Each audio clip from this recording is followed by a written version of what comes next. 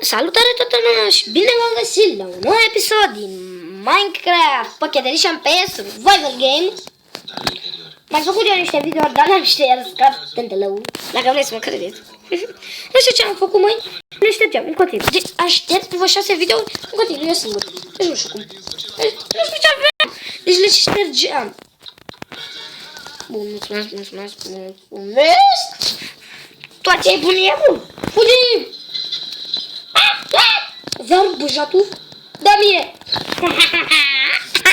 Niciodată n-am avut dark. Dar vedeți, eu nu sunt bun la survival games. Nu prea.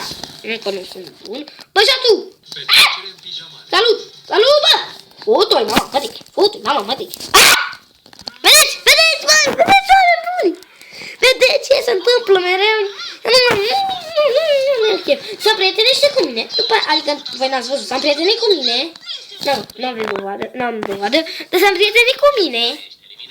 Și pe mă bate. Vă dați seama cât de jegos să fii. Suntem mare. Salut, boss. N-a sufredis. Cine s-a jucat jocul? Eu m-am jucat. M-am jucat 2 ori pe seară. O să fie și Octavian s-ar putea azi, o să facem și live, o să țin, nu o să fac live că nu știu cum, dar o să țin, filmez cu mobizenul, dar o să zic cum un live, o să pun de 66 de minute, nu e ca cum ar fi pe calculator să filmezi și tu să joci în sfârșit și eu trebuie să-l postez, să-i pun nume, vai leu. O să fac un live de 66 de minute.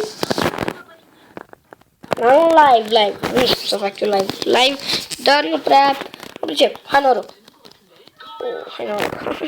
Vedeți? Ce să fac? Te prietenești cu ești prea... Ai un diamant, gata, trebuie să te omoare.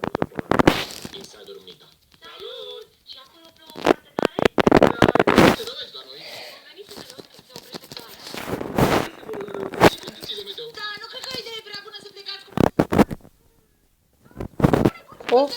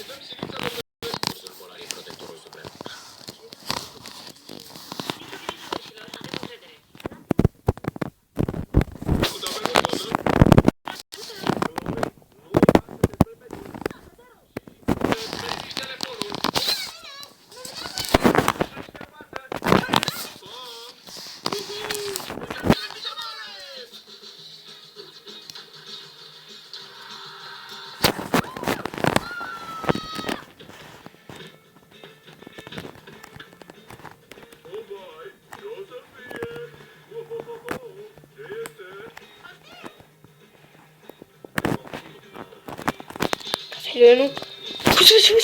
Vedeți? Am uitat și de voi, am uitat să filmez, acum am uitat acolo. Dar nu știu unde... Și m-am speriat de televizor. Am făcut o programare. Va de pana mea. Să-l!